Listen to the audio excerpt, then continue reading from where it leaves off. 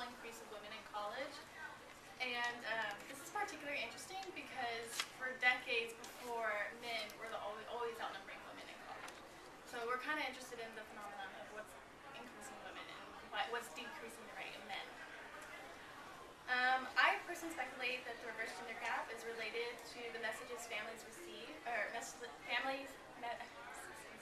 messages send to their children. And my questions are men, are men and women receiving different messages about educational costs and economic opportunity that potentially influence their decision whether or not they should go to college? And does masculinity affect men's decision to go to college? So, prior research that I looked into covered aspects of the family, individuals' performance, attainment values, expectations, and the rewards women receive to go to college. According to Ryan Wells, his article, Why Do More Women Than Men Want to Earn a 4-Year Degree? His research revealed that the higher expectations someone has for themselves, the more likely they'll go to college. And the effects of parents that have on there, so gender socialization. So the mom, the children look up to the mom for educational role models, and the men always look to the father. It's never reversed. So if the mother has a higher education, the daughter will more likely have a higher education. And parents are more likely to openly discuss academics with their daughters than they are with their sons. So women are more well-rounded and of being aware of the resources of how to get to college. And so they are put to a higher standard than men. Women are expected to go to college from their parents rather than men.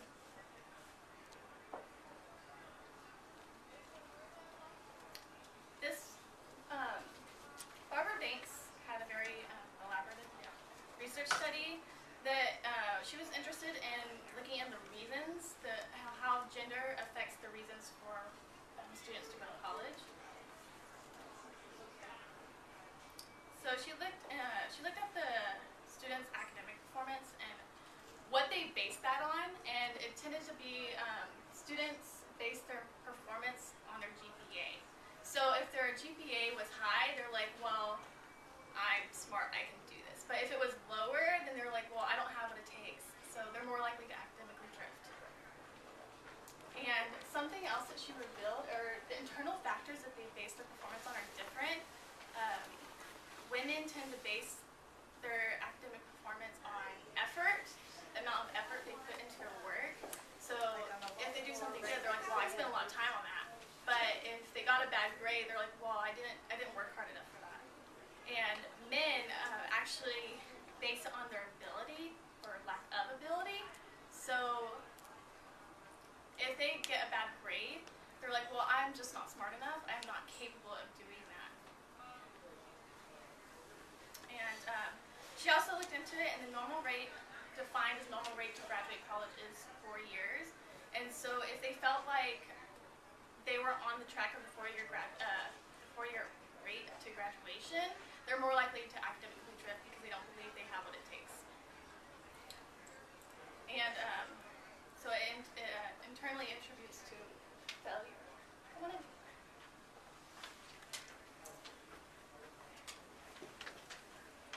Expectations and attainment values.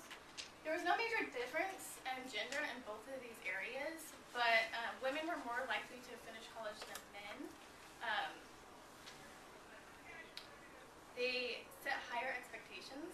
So women would say they would, oh, I'm going to graduate in 4 years. Because they set that goal, they were more likely to graduate rather than just saying, I'm going to go to college and when I graduate is when I graduate. And women also value their degrees just as much as men do. And she also looked for the attainment values, the gender relevance of the outcome. So an example of that was, say a man and a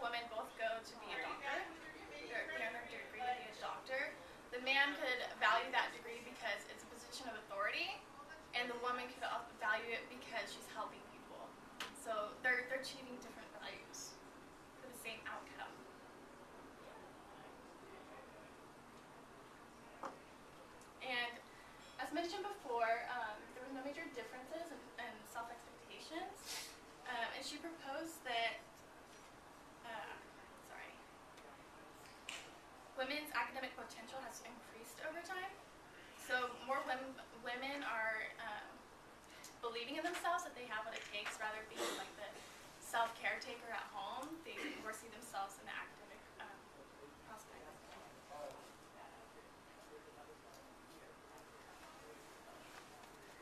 Gary Becker looked more into the economics of it, and he wanted to see what the rewards were for women to go to college. And so in his article, The Market for College Graduates and the Role by Women in Higher Education, he stated that there were more jobs that required a degree than there were people to fill them. So because there were more jobs and they didn't have enough qualified people, those benefits to go to college had to go up to encourage people to go get their degree, such as higher wages, healthcare benefits, vacation time, things like that. And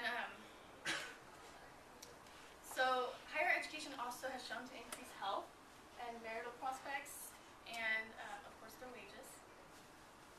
So the likelihood of going to college, he said that as long as the cost of college was low, people were willing to go, as long as there wasn't a huge burden on them. So if they got financial aid, scholarships, they had that safety net, that they were more willing to go to get their college degree. But if they were going to have to go out of pocket more, they needed to know that they're going to get a lot more money out of their degree. If they didn't have that, they would be disencouraged to go. And he also looked into non-cognitive abilities, and women tend to have higher non-cognitive abilities, such as memory and thinking skills like that. And I'm not sure why, maybe because I haven't taken economics since high school, but he said that having non-cognitive abilities reduces the cost of college. So because women are more likely to have that skill, that is what's increasing the rate of women in college versus men.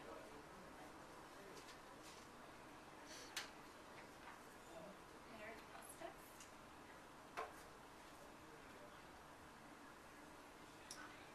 So individuals tend to date people that are on the same level, educational level as them. And so women that are in college are more likely to marry a man with a higher education versus a woman with a high school graduate degree, or high school diploma. And so the odds of having that stability are large. And divorce is a lot lower for people that have a higher education. And that also affects their children, having their role models there, and having, if they're divorced, if the father figure is not around, there's a son, that reduces the rate of them going to college.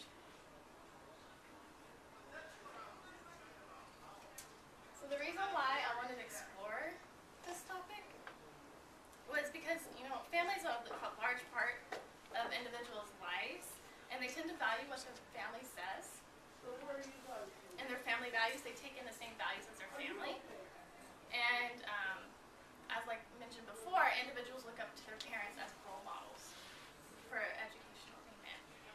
And furthermore, I want to explore masculinity and how that affects, because I was curious as if it differs them, because if their father is, say, very masculine in the fact that maybe he's a Marine or construction worker, that he's being that role model for the son, like this is what a man does. A man works physically and doesn't get their higher education. So I wanted to explore how that may affect their decision to go to college.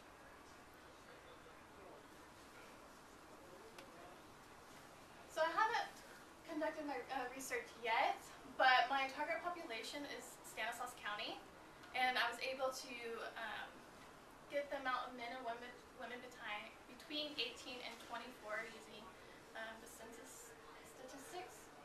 And my sample size would be 758 people, and then equally survey them, and they would be randomly selected.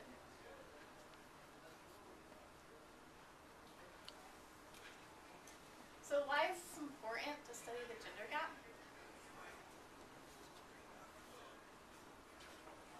Well, for starters, even though it's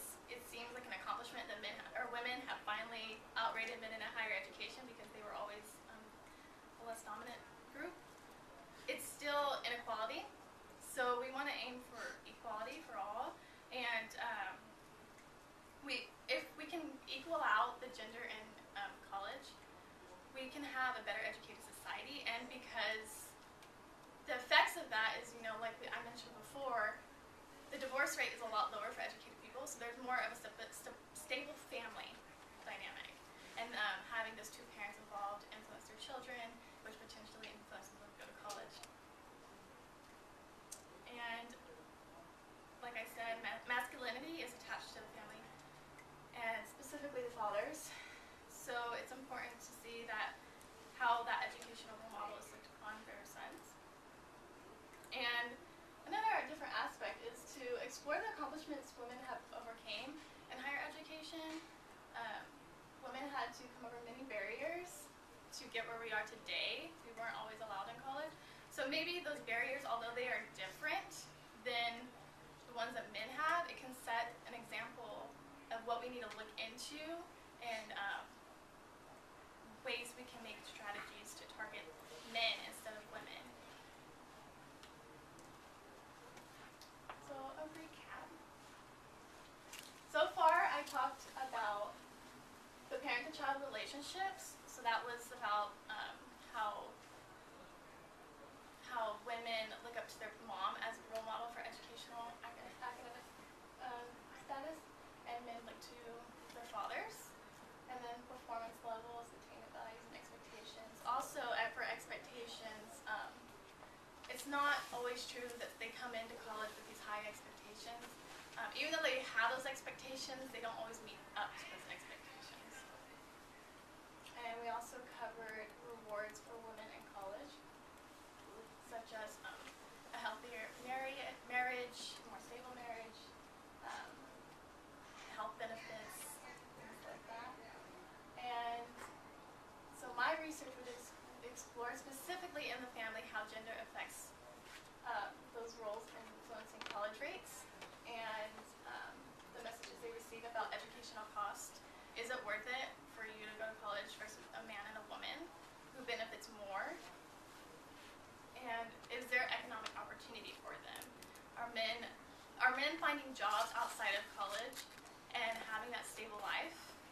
Or are women dependent on college to have a career? Like, we need to explore if women or men have more of an opportunity without a degree than women do. And then masculinity, how masculinity plays into the career choices that men choose, and whether or not they want to pursue a higher education. And also I wanted to explore the importance of status. If having a degree for men, if that matters to them, like if they needed to have that status, like I'm a college graduate, that matters to me. I want to explore if that's an important thing versus women, if women can say the same thing. So like in my survey, one of the questions I asked was, you know, is this an important status to you? Would you feel comfortable working for someone that you had a female boss? Did that matter to you? So I wanted to explore if they needed that status to secure their masculinity. And that was the last aspect I wanted to explore. I think that was it. Are there any questions? We'll do questions at the end. Oh.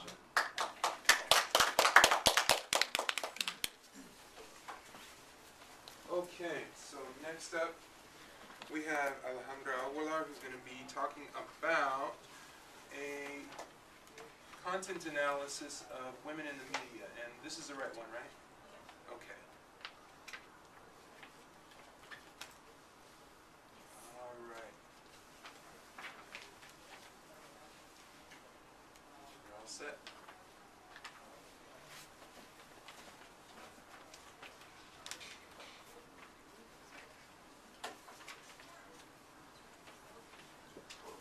My name is Alejandra Aguilar, and today I'm going to be presenting gender roles in primetime television shows.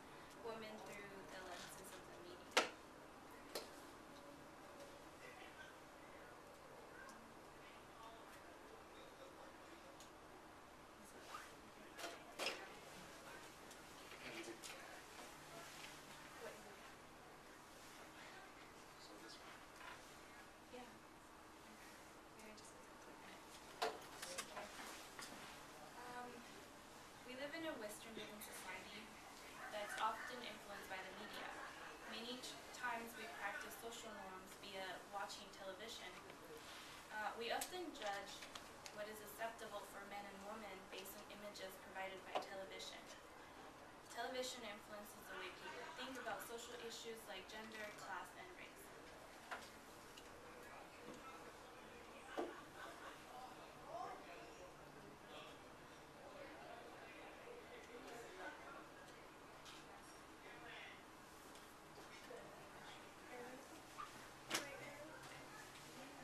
Oh, you're holding it upside down. I'm That's holding right. it There you go. wrong. Sorry about that. Okay. So I got inspired to do this research through a literature review I've done in the past. Some of the themes I found was that women are usually portrayed by primetime television as a traditional figure of what conventional women should be. Article Another Look at Gender Roles in Primetime Television by author Jen Caroline Couture talks about how women and men are still portrayed in traditional ways even today. Men are expected to behave in a more task-oriented way, and women are expected to behave in a more social-emotional way. These ideas often construct gender stereotypes.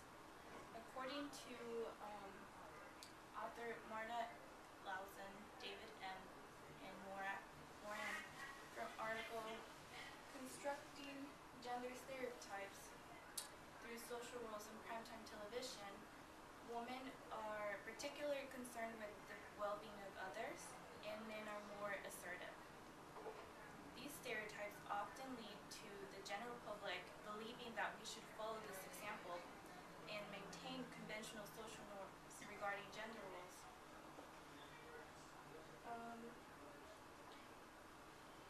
When applied to primetime television programming, this literature suggests that the basic social roles assigned to female and male characters by storytellers and tremendous important contributors to the construction and maintenance of gender stereotypes by author Lausen. Another theme I found was that women are often shown as being the weaker sex. Television is one of the ways through which this idea is spread.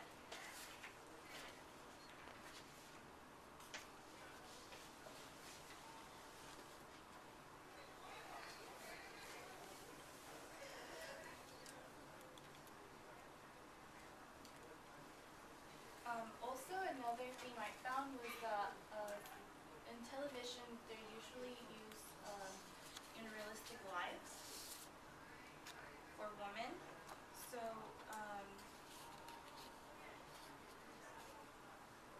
one of the examples was on television, all single mothers are middle age or middle class or wealthier, and almost half of all families are at least upper middle class. There are no poor families. In reality, 69% of all homes headed by a woman are poor. This is an important way in which television contradicts the way women in a society really live. Lastly, through my literature review, I found that gender roles are portrayed in primetime television not just unequal, but also there's a lack of presence of women in many cases.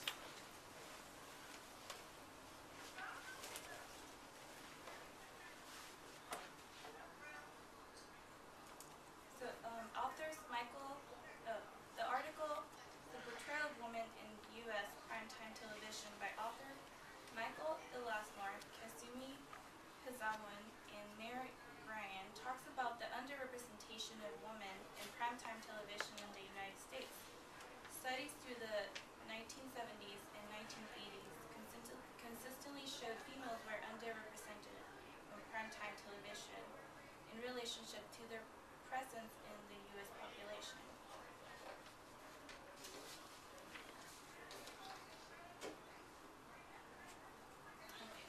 The information I collected in my literature review led me to starting my own pilot study about gender roles for presentation in primetime television shows. The method I used was content analysis, which is usually used to analyze social lives such as words, meanings, symbols, ideas, and themes. In order to use content analysis, I created a coding system, which was a rubric that followed a certain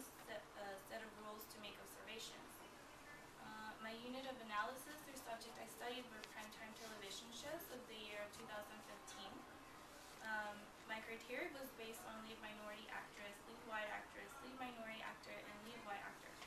This data helped me compare and contrast the way each show represents women in comparison to men based on level of education, relationship status, how many times women get interrupted by the opposite gender, how many times they are shown next to a man on a scene, the number of female lead characters versus the number of male lead characters. I also tested for the Bechdel test, which asks whether a work of fiction features at least two women who talk to each other about something other than a man.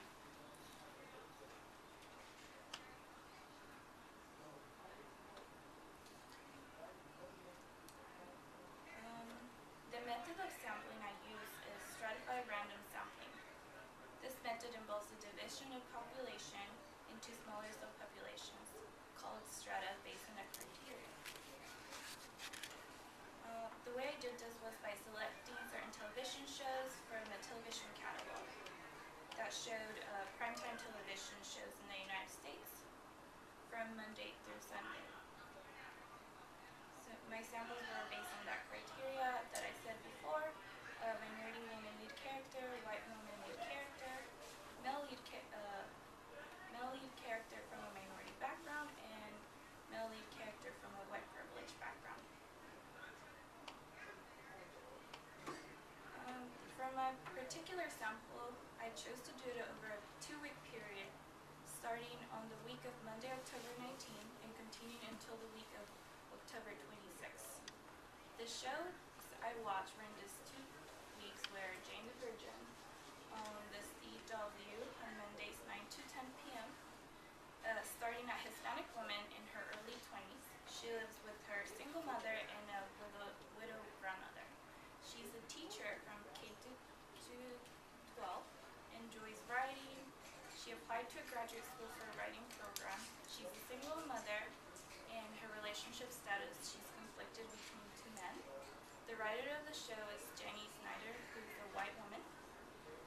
My findings for the first week observation in relationship to the woman main characters versus men main characters showed 3 men versus 3 women. The number of scenes next to a man was 32. Number of times a woman characters interrupted by opposite gender was 5. Men and women talking about something other than a relationship was 12 times. And in relationship to the Bechdel test, the show did not pass. The show did pass for the first week. For the second week observations I did on the show, the results were as follows. Men and women talking about something other than a relationship was 11 times. The number of scenes next to a man was 35 times. The number of times the main characters interrupted by the opposite gender was 5 times. And finally, it did pass the Bechdel test again. And this was a romantic comedy. And this was my rubric that I did for the first week of the shows. The next TV show I watched was Scandal on ABC, just ABC, on Thursday 9 to 10 p.m. The lead character is an African American woman who runs a successful crisis management firm in D.C. She is the president mistress, so that was her relationship status. The writer of the show is Shonda Rhimes, an African American woman. The findings for this week regarding men and women talking about something other than their relationship were 7. The number of women main characters versus men main characters were 8. 8 men versus 5 women. The number of scenes next to a man was 27 times. Number of times the woman characters interrupted by the opposite gender were 4 times. And the show did not pass the Bechdel test, which means that there was not the woman in the show did not talk about anything else other than the relationship to a man. In the second week of watching the show, my results went as follows. Regarding men and women talking about something other than a relationship, there was 13 times. The number of scenes next to a man, there was 30 times. The number of times women characters interrupted by the opposite gender, it was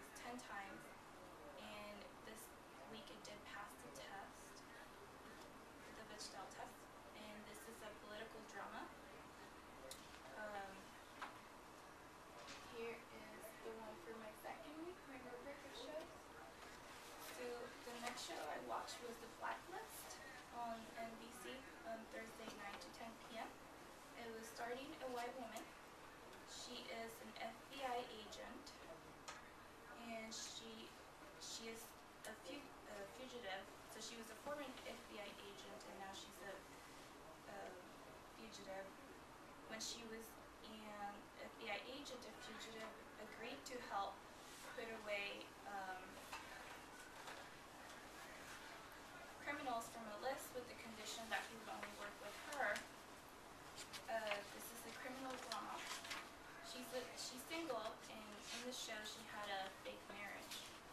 The writer of the show is John Camp, a white male.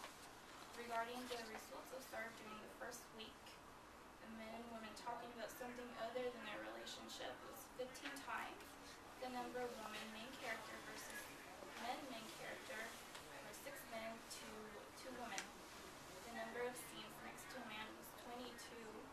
The number of times a woman character is interrupted by the opposite gender was 3 times. And the show did pass the Bechdel test. The second week observations were that men and women talking about something other than their relationship, it was 20 times. The number of scenes next to a man was 20 as well. The number of times woman characters interrupted by the opposite gender was 6 times, and it did pass the Bechdel test. The next show I watched was Minority Report on Fox Monday 9 to 10 p.m. by the writer Max Weinstein, who is a white male. The lead character is an African American woman who's a detective, and she partners up with the Prigog, who has the ability to predict crimes. This is a sci-fi drama. The character on the show, she's single, so the show does not really emphasize on the love interest. The results for the first week are as follows. The number of women main characters versus men main characters were 6 men and 3 women. Men and women talking about something other than a relationship was 20. The number of scenes next to a man was 15. The number of times the woman characters interrupted by the opposite gender was 7. The Bechdel test did pass. The second week observations, men and women talking about something other than a relationship was 13. The number of scenes next to a man was 29. The number of times a woman character is interrupted by the opposite gender was 5. And the Bechdel test passed. Lastly, I did 2 shows with main characters. One was a white male, and the other one was a Korean American male. The first one I did was, it's called Undateable, which is on the network NBC from 8 to 8:30 p.m. The writer is Adam Dykes, a white male starting. This show starting a white male in the mid-30s. He is unavailable or unwilling to keep a serious relationship because he's shown as carefree. This is a comedy drama, and the show does not specify on employment. He's single and unwilling to keep a serious commitment.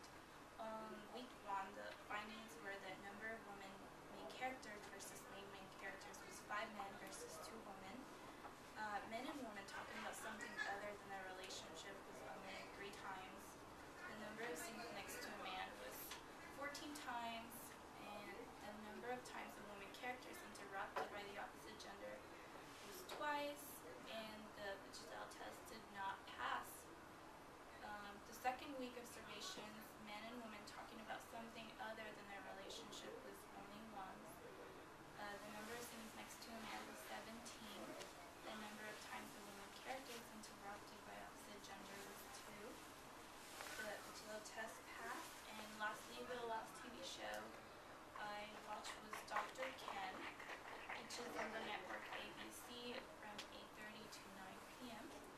The lead character is a Korean American man. He struggles to keep a balance between being a doctor and a family man. He is married and he is father of 2. The writer of the shows are Jared Stern, who's a white male, and Kim Jong, who's a Korean American male. The first week observations was man and woman talking about something other than a relationship was 5 times. The number of women main characters versus main characters were 4 men and 4 women. The number of scenes next to a man was 25. The number of women characters interrupted by opposite gender was 4 times. And the Bechdel test did pass. On the second week observations, men and women talking about something other than their relationship was 8 times. The number of scenes next to a man was 17. The number of times a woman characters interrupted by the opposite gender was 1, and the Bechdel test did not pass. These results led me to conclude that there's still a big gap between the woman main characters compared to men main characters. The number of men was greater in 4 out of the 6 shows that I watched. They had more men than women in most of them.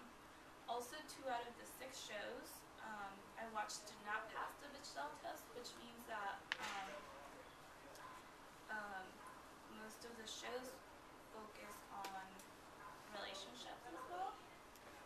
One of the shows was that didn't pass was led by a minority woman character, and the other one was led by a white man lead character. So this results can suggest that minority woman characters are often overlooked, and white privileged males are often shown as more dominant and powerful in the relationships. Also, this was only a pilot study, so my findings are tentative and calls for further research. Thank you.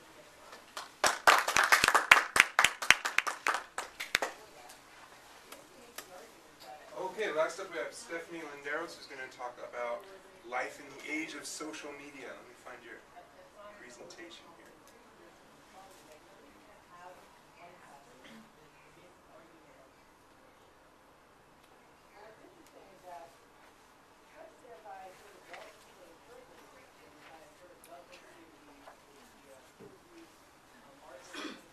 Hi everyone. Hi. As you mentioned, my name is Stephanie.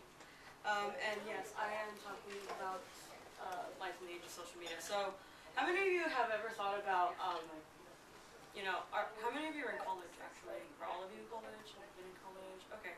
So, do you ever pay attention kind of to the way that supervisors, such as like people who work in like the business administration buildings or stuff like that, like maintain themselves?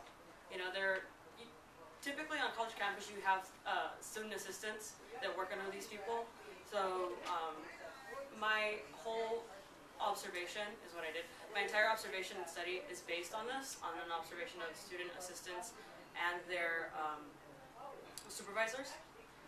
And so in the age of social media, is there really a backstage for college supervisors? So first we have to define what a backstage is, and according to Goffman, backstage behavior is classified as the person you are when you are by yourself. So that's a person you don't let anyone else see. That's just yourself. And then he talks about front stage behavior. So front stage behavior is the person you allow others to see. So this is the person when you go to class. This is the person that your classmates see. This is the person that your friends see. This is the person that pretty much the rest of the world sees. And then you have impression management. And he classified impression management as the conscious or subconscious image you maintain in given environments. So impression management is prevalent in social media because, due to the way that social media is presented to the rest of the world, they only get to see your pictures, what you put up, what you let the world see. And then I also focus on theories by Arlie Hochschild, mainly her emotional labor theory and emotional how we manage the perceptions of emotions to others, and also how emotions are social.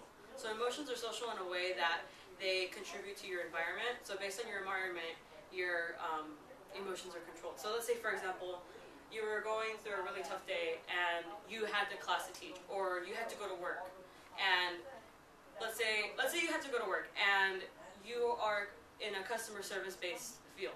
So that means you have to greet your customers, smile, be friendly to them. You can't be a downer. So you're in a really down mood, but you can't be a downer. So what you do is you tailor your emotions to your environment. So if you're by yourself, you're allowed to be down. If you're not by yourself and you're around others in your job, you have to act a certain way. So this also ties into impression management, as we mentioned before in Goffman's theory. And so, all of this led me to my research question is, what kinds of shifts in behaviors do people in powerful positions express when dealing with their emotions and other coworkers in and outside of work? And so, one of the things that led me to this was the fact that people who have supervisors essentially work for strangers. And it's true, because if you think about it, you really don't know your supervisor. You don't know them at all whatsoever. You don't know anything about their personal life, only what they give you to know, only what they let you know. And so this study kind of focused mainly on like the backstage behaviors of supervisors and why they choose to maintain a backstage versus being very transparent to their subordinates. And so I also focus on the age gap between the supervisors in college settings versus the age gap in supervisors in corporate or retail jobs. Because when you really think about it, the age gap in corporate and retail jobs is a lot larger than the age gap in college setting jobs. So my observation took place in a housing complex. And so the supervisors there are typically like 5 years, 15 years older than the subordinates, versus in corporate retail jobs, they're 30, 40 years older than the subordinates. And so with this being said, you can make you can come to the conclusion that maybe the supervisors maybe the people who work in these types of jobs got these jobs right out of college, and so they stayed at these jobs right after college because it was an opportunity presented to them.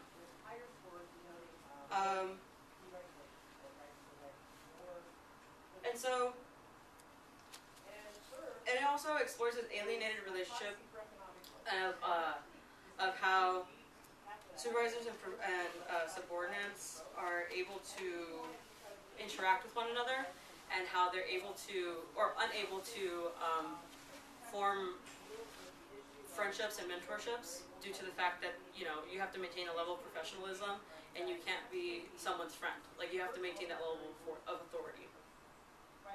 And so this also leads me to how the impression management is maintained when social media is prevalent. So if you were to look up your supervisor online, you would find, if you could find them, you would find like their Facebook or their Twitter or their Instagram. And so you'd be able to go in and look at what they've posted, and they only post the things that they want the world to see, or whoever they choose to show these things to. And so impression management in the workplace versus social media is completely different, because social media can be more of a loose type of friendly environment versus the workplace. It's more uptight and very closed-ended. So as I mentioned before, supervisors need to hold an image of themselves, which is that image of authority. And so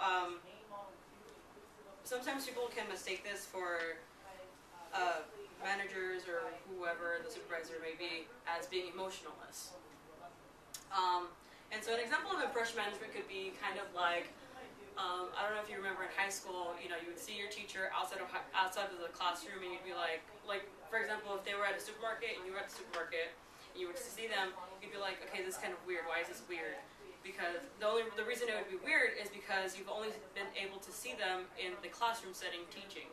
You never saw them outside of that. And when you saw them outside of that, it was weird to you, because you'd never think that they were a person that you could relate to.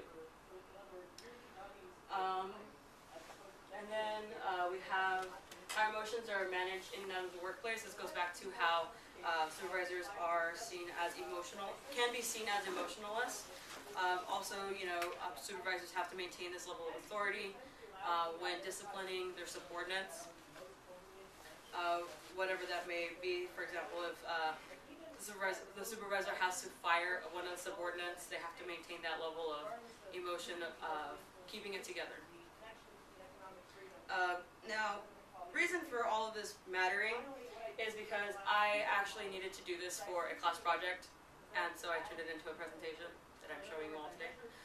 So this class project came about last year in one of my sociology classes, personality and society class, and I needed to find something to observe for 10 hours. I was having a really hard time finding something to observe for 10 hours, because that's a long time and I didn't really know what I needed to do. So I received an email from my supervisor because she had recently replaced a different supervisor, and that supervisor was very friendly and outward and transparent with their life regarding anything, didn't really matter. And so this supervisor was more closed-ended. And so the email reads,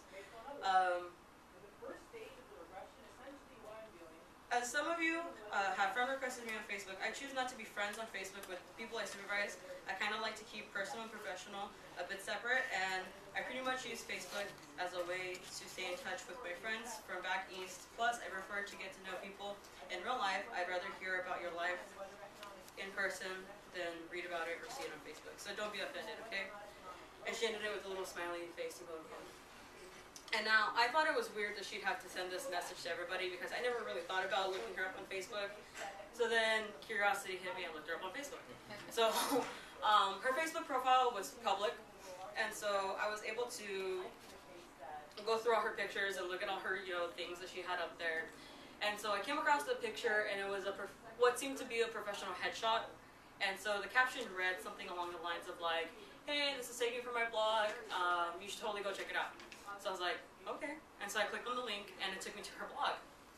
And on her blog is where I discovered the supervisor's backstage behavior, because this blog was mainly aimed towards what it seemed to be an outlet for her, and it also aimed to be as some sort of educational tool for those who needed guidance in their life. And so then, between all of this, I started to think about all of the instances in our team meetings where her and one specific coworker of mine would have these odd interactions in the meeting, and so I would always note them as like, okay, that's weird. And so then when I looked her up on Facebook, I saw that I had 2 mutual friends with her, and so she had said, don't add me on Facebook because I'm not going to add you. Like I don't want subordinates as my friends on Facebook. Okay, cool. So 2 mutual friends that I had was the other supervisor, who added everybody on Facebook, and one of my coworkers. So immediately I was like, okay, you told us not to add you on Facebook, so this is weird. Why are you friends with this person on Facebook? So this is how I found this observation to do for this presentation. And so I started examining that relationship more and more. And so over a period of 10 hours, I did 6 hours. I observed subject A and B, is what I'm going to call them, for a period of 10 hours, 6 done through work meetings, 2 hours done during one-on-one meetings with subject A, 2 hours done by sifting through subject A's blog. And so then as I mentioned, I focused on interactions between subject A and subject B and the rest of the subordinates. So how subject A, the supervisor, and subject B, one of the subordinates, would act with one another, and how subject A would interact with everybody else compared to subject B. And I did this as a participant observer, meaning that I would, interact with them, and at some points in time, I would mess with the seating arrangements. So when we walk into our work meeting, like everybody has these like assigned seats. Kind of like when you go to a classroom and you find somebody sitting in your seat that you've never seen before, and you're like, why the hell are you sitting here? Yeah. So subject B's seat would usually be 3 seats from subject A on the far left side of the room. And so then, after I started to study, I would start sitting at that same exact spot every week, every Tuesday. I would start sitting there. And I would notice that subject B would get very irritable and louder than usual, trying to get attention from subject A. So if I wasn't sitting there and subject B was sitting there, she'd be quiet, she'd be listening, she would, talk here and there. But if I was sitting there and she was forced to sit elsewhere, she would get louder and want more attention from subject A. And so I was trying to understand this relationship, and I didn't really understand it till I sifted through subject A's blog. And so, as I mentioned before, subject A's blog was intended to be used as a educational tool in the sense of empowering young women through the help of God, find the confidence within themselves to just be who they are and to love themselves. And so I started to connect the dots, and so then I realized that subject A had been helping subject B come to terms with her problems in her life. And so I saw this as kind of odd, but at the same time, like, okay, like, it makes sense. Like, someone's helping you with your life, and you want to kind of be, close to them or have, like, a relationship with them. So it made sense. And so, then, some of my findings were that, that subject A was very strict about keeping her personal life away from her professional life. So she was very compartmentalized in that sense. She never mixed both together. So, and essentially she just kept them separate, like regardless of what it was. She just never mixed them together. So with that being said, it's kind of like her front stage to us was her backstage to her family, and her backstage to her family was her front stage to us, if that makes any sense. And so impression management was limited to her family in that context. If her front stage to us was her backstage with her family, so the impression management was limited to them. And then the impression management was limited to my coworkers and I, flipped backwards. So her backstage was her front stage with us, and then her back, vice versa. So then after sifting through her blog, I found that she was extremely religious, which is something you wouldn't have expected from her at all whatsoever, except if you were to kind of like stereotype not cursing as something that religious people do. That's pretty much the only thing that you would see as like being religious or whatever. When you walk into her office, there's no scriptures, nothing about her being nothing to lead you to the conclusion that she was religious. She's very professional. And so, anyways, sifting through her blog, I found this, and I also found a submit button. So, she encouraged people that read her blog to ask her questions, to interact with her. And so then I posed as a different person, and because I really didn't want her to know that I was watching her and paying attention to her. So I posed as a different person, and I sent her an email based off of all of the things that I've read. So I tried relating to her content on her blog. And so I said that I was also a 32-year-old woman, and I had a daughter, and my daughter is 8 years old, and that I feel as though that she is too young to be interested in boys because the rest of the girls in her school are interested in boys already, and I thought she was too young.